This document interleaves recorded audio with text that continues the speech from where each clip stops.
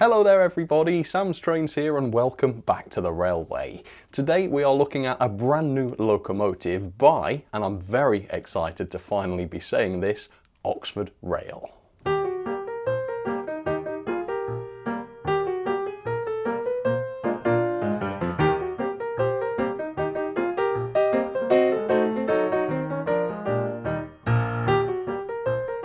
Today then we are of course looking at Oxford Rail's highly anticipated J26 locomotive, and this model has been a real saga. So this all started way back in January 2019 when Oxford Rail announced their J27.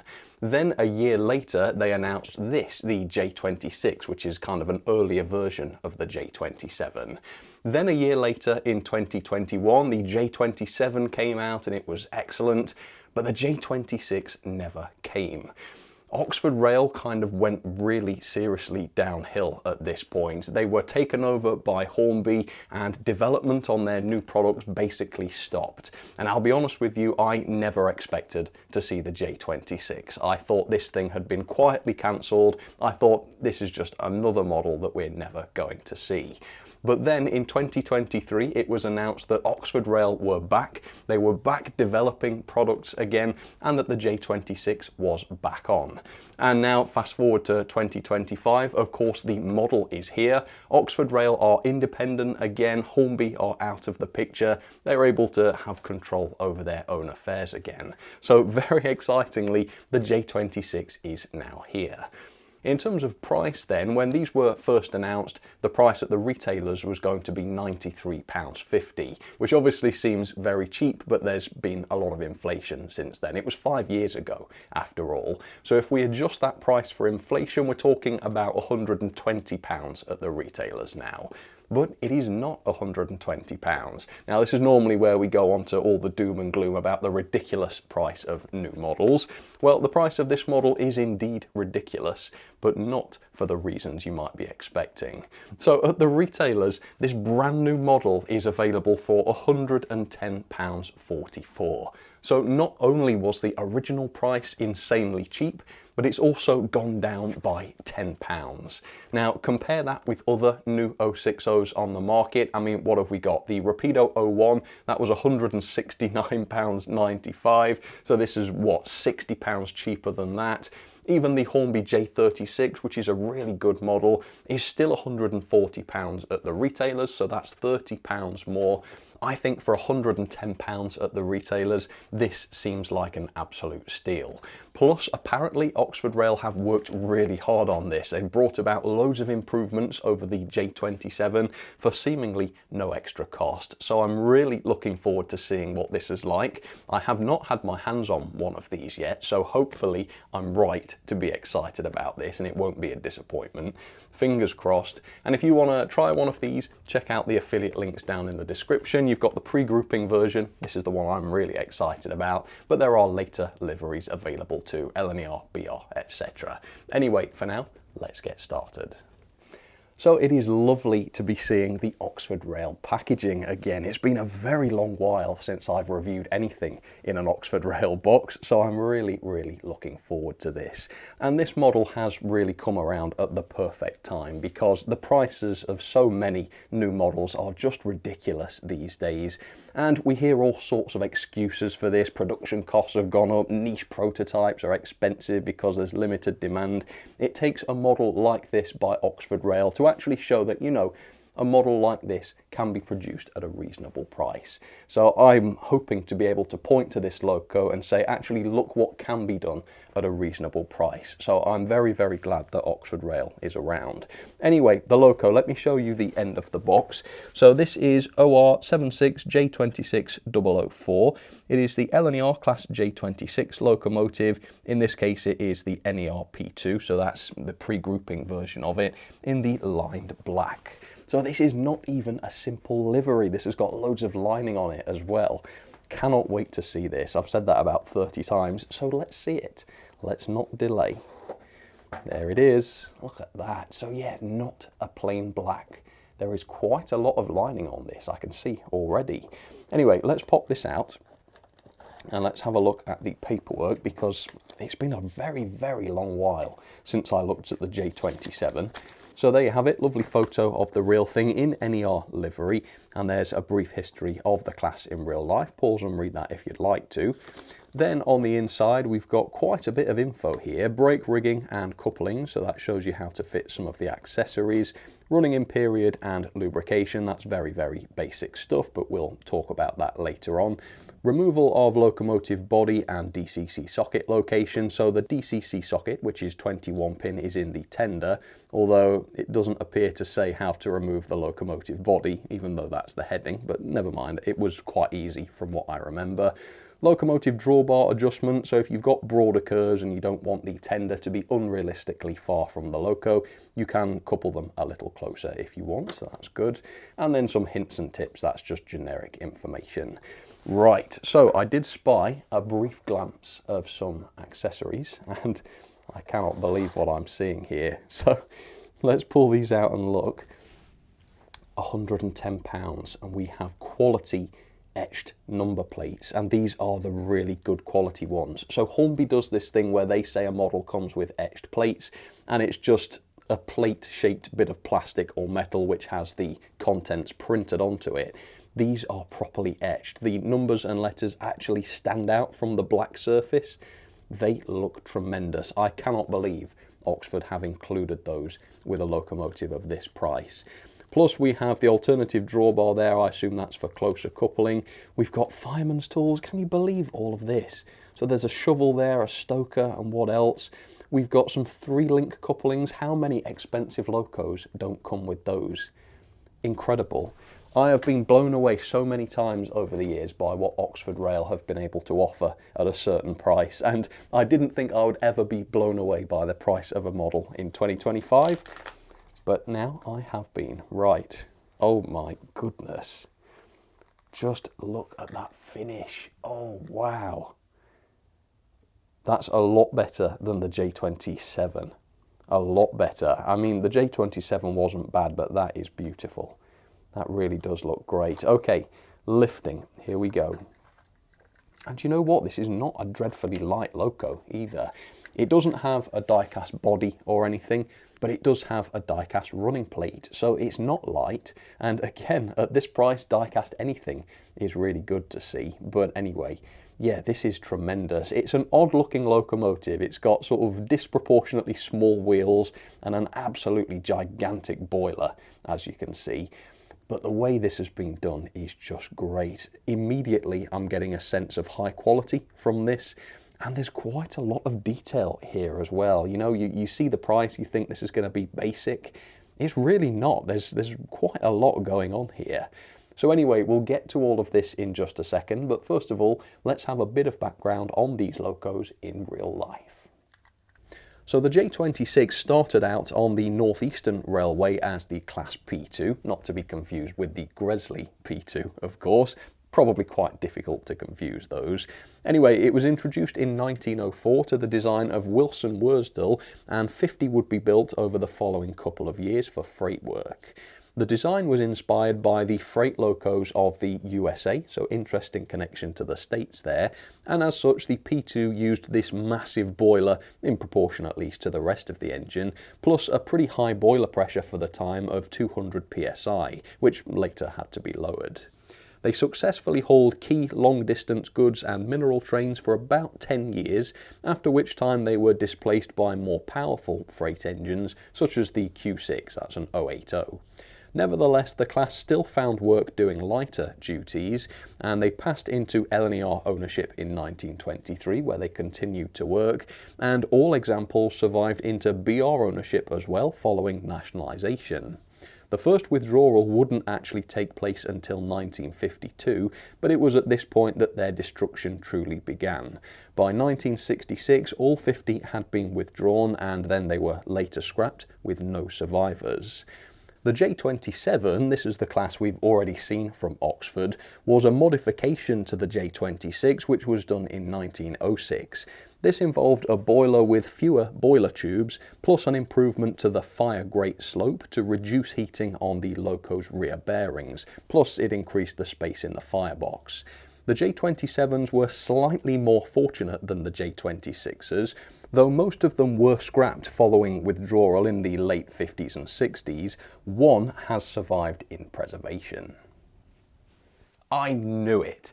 I knew we were right to speak out against poor value for money this year.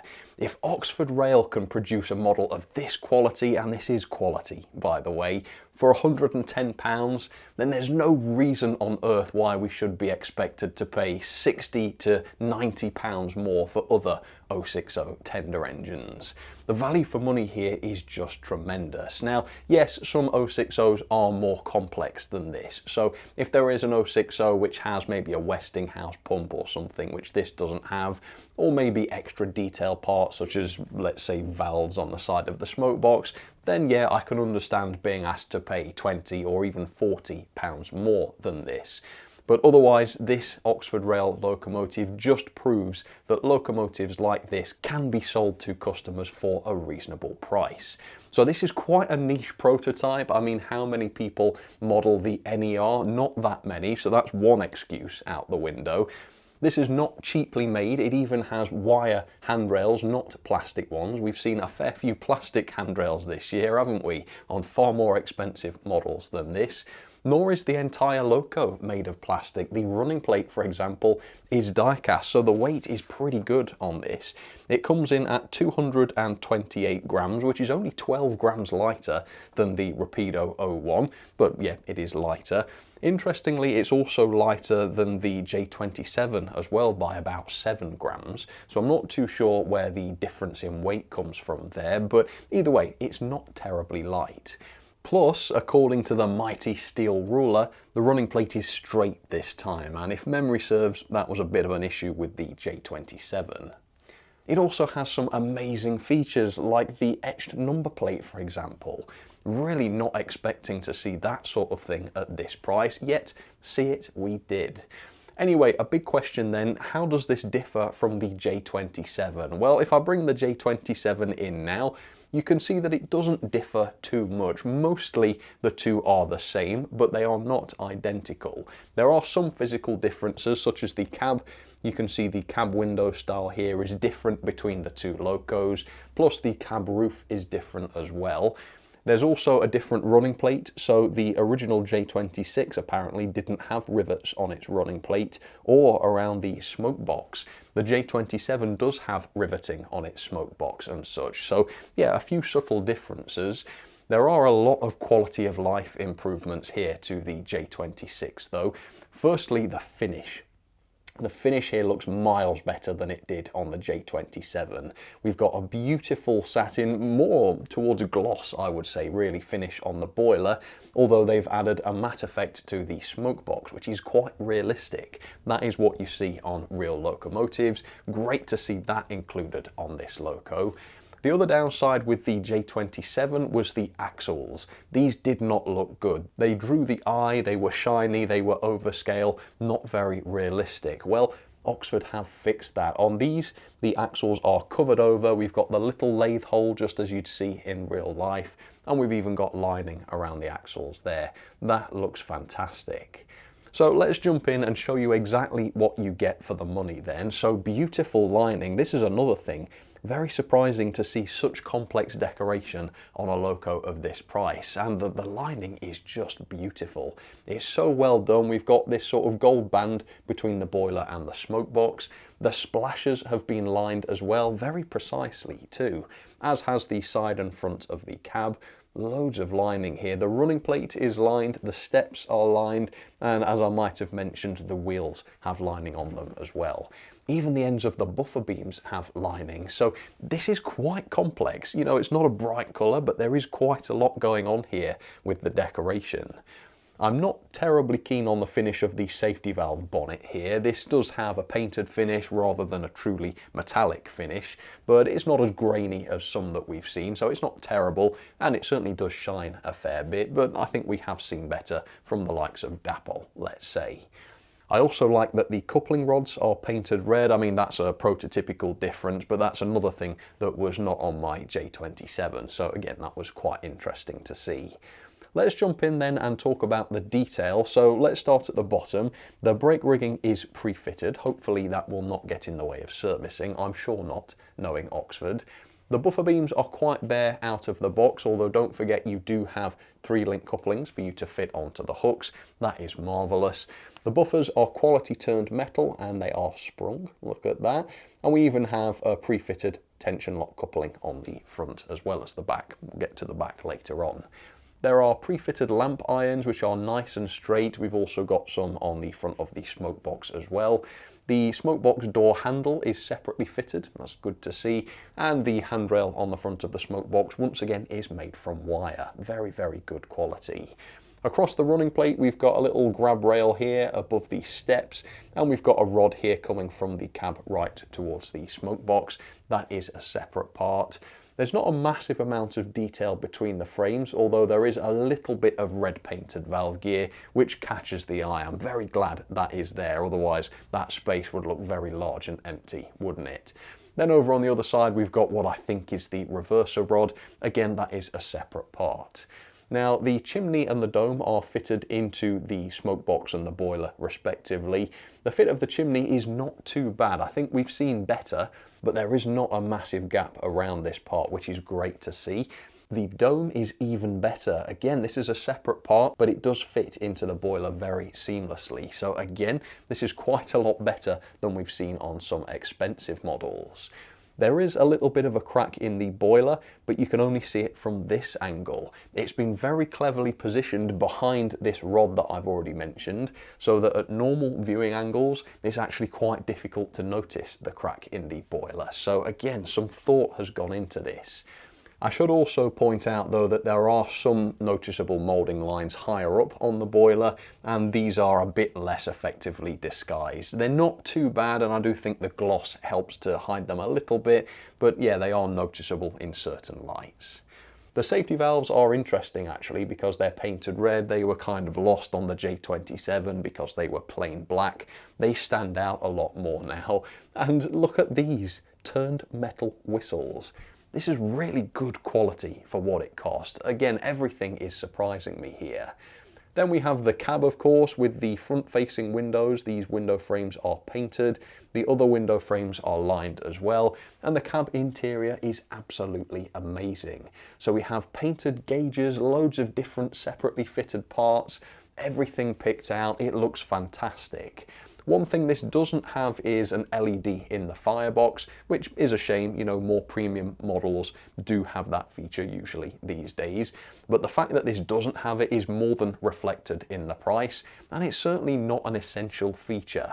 I do enjoy seeing it, I think it's great fun, but for those who are really struggling to afford locomotives these days, and I'm one of them, heck, it is nice to have a model that is a little bit cut down. Some of the unnecessary frills are missing so that the model is affordable.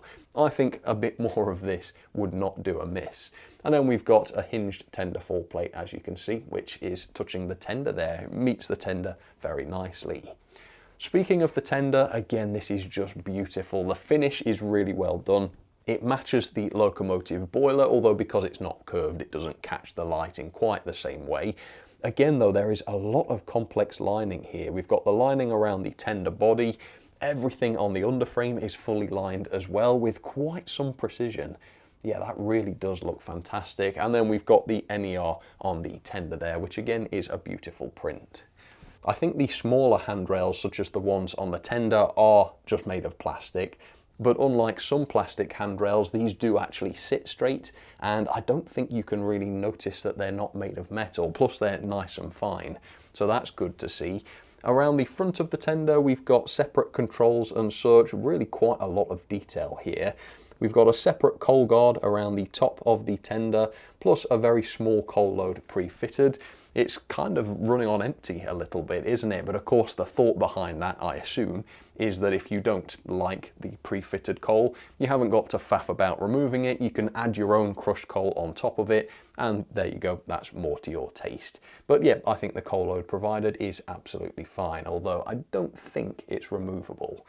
Then around the back we've got loads more detail, more separate handrails, we've got another lamp bracket there, loads more around the running plate, and another detailed buffer beam with a metal hook and metal turned buffers, plus the pre-fitted tension lock coupling. So yeah, the couplings are all pre-fitted and there's a gentle bit of pivoting on there. So this has to be the best value locomotive I've seen this year. Even in the sale, we don't tend to get 060 tender engines for as little as £110. I was impressed by the Hornby J15 at that price, and yet this I think is about as good. Certainly it doesn't have as much diecast on board, but otherwise it looks just as good, I think, and yet it's even less money. So yeah, really impressed with this. Well done, Oxford Rail. It is a beautiful locomotive, but how does it run? There were a few issues with the J27. I remember the crank pins came loose and almost self-destructed the thing. Hopefully this will not have any running issues, but let's get it onto the track and let's see. So there she is down onto the track, and doesn't she look absolutely gorgeous? This is a really grand looking loco. Again, I think the change in livery plus the upgrades in terms of finish have made all the difference with this. Anyway, I filmed the initial performance test and running in. I'll show you all of that in just a second. For now though, let's talk a little bit about the mechanism. So first thing to say, this is a serviceable locomotive, and once again, just like with the Hornby J15, what a breath of fresh air that is. Not only is this loco pretty, but once again, it is practical. I really appreciate that in a loco. It's all very well a loco looking great, but then 5 years later when it's time to service it, if it's almost impossible to do without destroying the thing, then that is absolutely no good at all. This is a lot better, but anyway, let's jump into this. So all of the tender wheels have wiper pickups on them, that's really good to see, plus all of the loco driving wheels have wiper pickups on them as well, so it's all wheel pickup. Every single wheel picks up, that is 6 wheels per rail picking up power. The loco to tender drawbar I would describe as the Hornby style, so it is screwed together semi-permanently with a connector connecting the two electrically. I think that's absolutely fine. It's not as convenient as some sort of push together, but at least it's reliable and at least there are no issues with sort of bad connections or anything.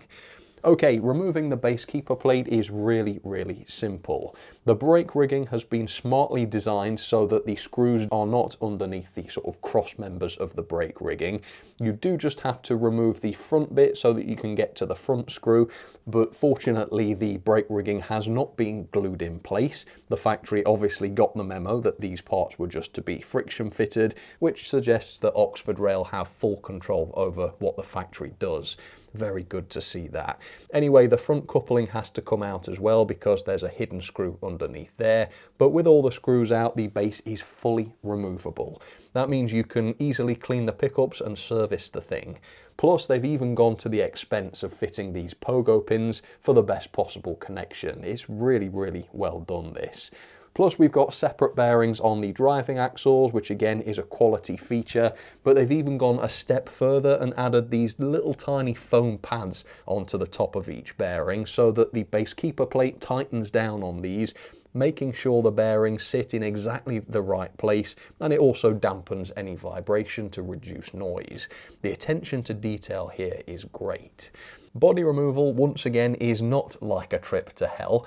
I left the front screw out from removing the base keeper plate. I undid the loco to tender drawbar so that I could lift it up out of the way.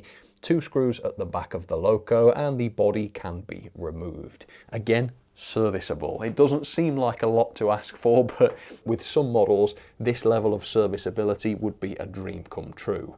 Anyway, this is the die-cast chassis. It's good and heavy, this, and there's a good quality coreless motor here as well, a reasonably large one, plus it also has a flywheel, and I'll show you how all of this runs later on. For DCC, you need the DCC socket, of course, and that's inside the tender, and you can remove the tender body very easily by just undoing these 2 screws, and inside there is the 21-pin DCC socket, so you do indeed need a 21-pin decoder if you want to chip this. And look here, there is even a pre-fitted speaker. I didn't realise this was something they'd done until today. Yeah, not expected at this price point, but that's fantastic. That means if you want to chip this with sound, you haven't got to worry about fitting speakers. All you need is the decoder. Again, outstanding for the money. And then the back-to-back gauging on the Loco was a little bit tight. It came in at between 14.4 and 14.6, so some of those a little bit off, not far off though. But the tender is more like what you'd expect, 14.2 millimeters back-to-back, just comfortably below the standard. That usually allows for good, reliable performance.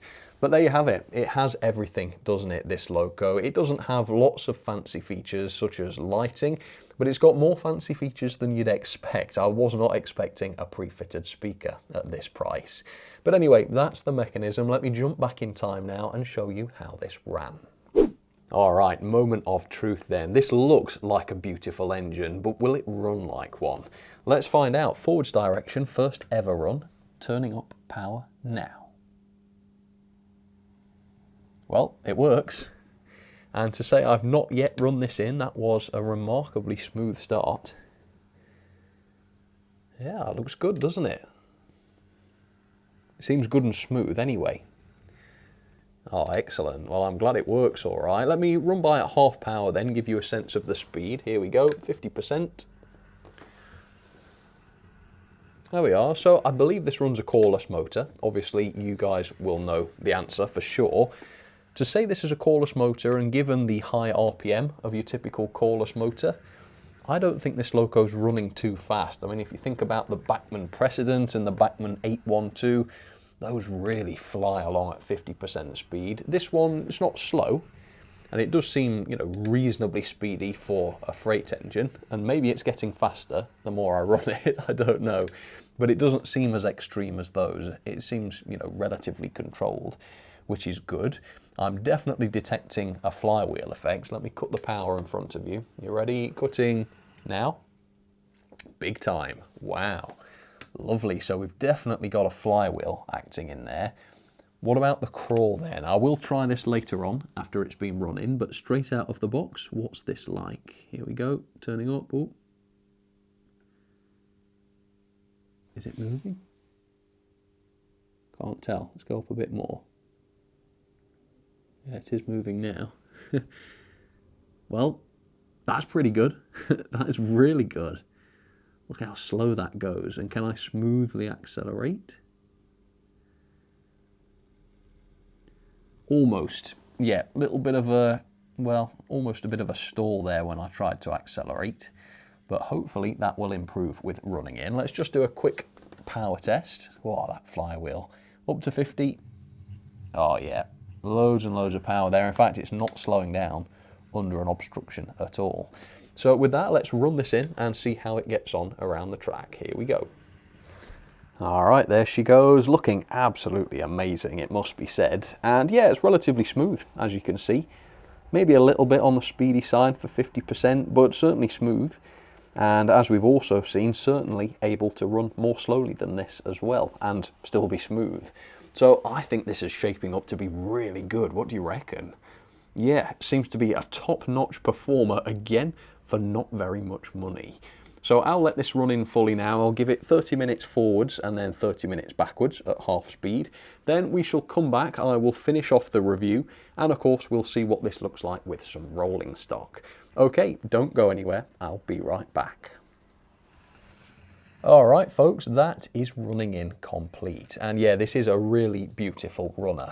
I did have one small problem with this though, and that's to do with the tender full plate. I think this might be a new addition. My J27 doesn't have one. So is it a new addition, or has the one on my J27 just dropped off and I didn't remember it? I don't know, I seem to think this might be new, but anyway, it only just meets the tender. And when it meets the tender properly, the tender can rotate easily, but if the tender full plate drops below the level of the tender, then the tender can't turn anymore and it causes it to derail.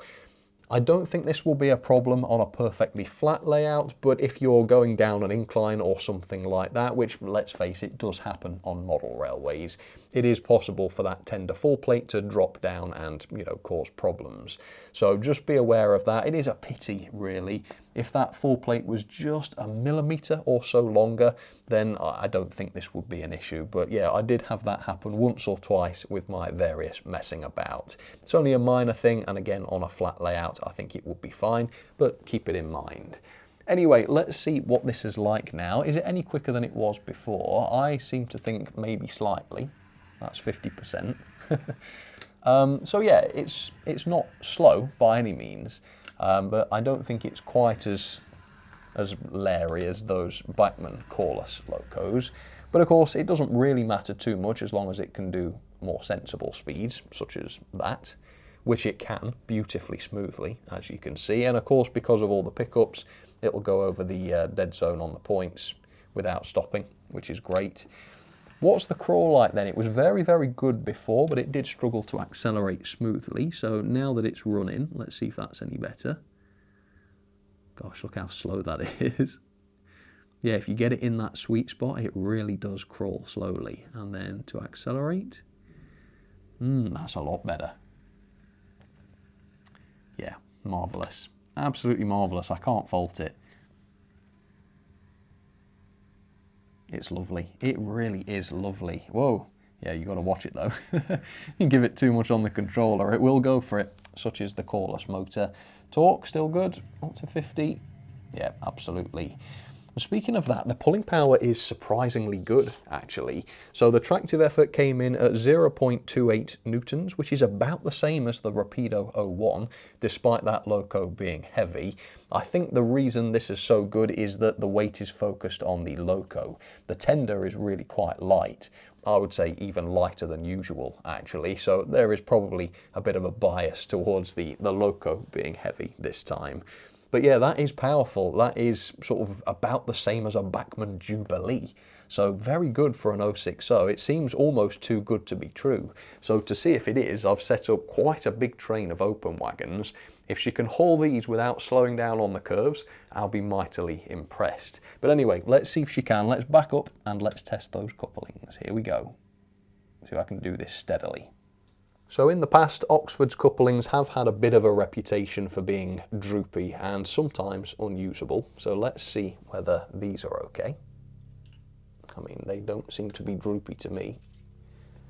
Oh, that's worked, hasn't it? Yeah, they look to be bang on. Yeah, bang on the right height, and both hooks have engaged. So there she is, the J26 coupled up to a good strain. Let's see how she looks fully loaded. Right, let's see if I can still do a smooth start, even with all the wagons coupled. So here we go. I've got to watch it because it will just start. And there we are. I think I got it that time. And let's try and do this very smoothly as it pulls out the slack. Oh yeah, you can see now that the slack's gone, it's slowed down, but I'll keep turning up. And with some ease, it is moving them. I mean, it's only on 20% there. Let's go up to about 30. Yep, she's shifting them no problem. All right, and then on the inside line, since I've talked so much about it today, I thought it would only be right to run the J27. So here comes the J27 now, and it's a loco that I really liked at the time. But I have to say it's not a patch on the J26. I think the J26 is miles better, which is surprising because they haven't changed anything fundamental here. Physically, it is very, very similar, but the quality of life improvements they have made a huge difference. The finish is a lot better, the axles look better, everything seems to be slightly improved about the new model. Plus, when you account for inflation, it's cheaper as well. And in this hobby, better does not usually equal cheaper. But in this case it does, which is just astonishing. So yeah, there we have it. The J27, not as good as the J26, but still pretty darn good. And she's got some coaches. And then on the inside line, since this is the year of the 060, well, I've just decided it is in this past second, I've got the last one I reviewed, which is the Hornby Y14, or the J15. In this incredible GER, I think they call it ultramarine blue, don't they? Without the stutter, that is. And yeah, this one's similar, really. Great value, great quality, marvellous runner, serviceable. You know what? If manufacturers want to make models like this, I think people will buy them all day long. Fantastic. Right, let's see how the J26 is getting on with that goods train. Right, I think I'm being quite mean here because it's got a big train and it's running quite slowly, which means I'm restricting the amount of power getting to the loco. But you know, it's a freight engine, it's not supposed to be fast. But even so, look at that, it's not slowing down. It's on the incline with a massive train. You've not seen the full length of the train yet, have you? Or have you? I don't know. But it's going to come by now. Look at all this. That's not shabby, is it?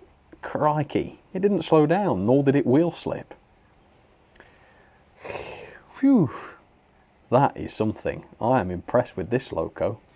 Alright, so I am very, very pleased with this. This loco is the perfect balance between detail, quality and value.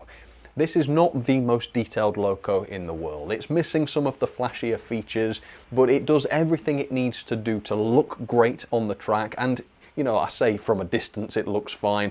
That's true, but it also looks fine up close. You know, it still looks perfectly excellent in the close-ups and such. It's just missing a couple of very fancy extras, such as maybe the firebox lighting and stuff like that. But everything it needs, it's got. The mechanism's great, the performance I can't fault. I mean, the way this is running is just faultless. And it was inexpensive to buy. I think this is what I've always loved about Oxford Rail, and they've been gone for quite a long time in terms of new locos and such.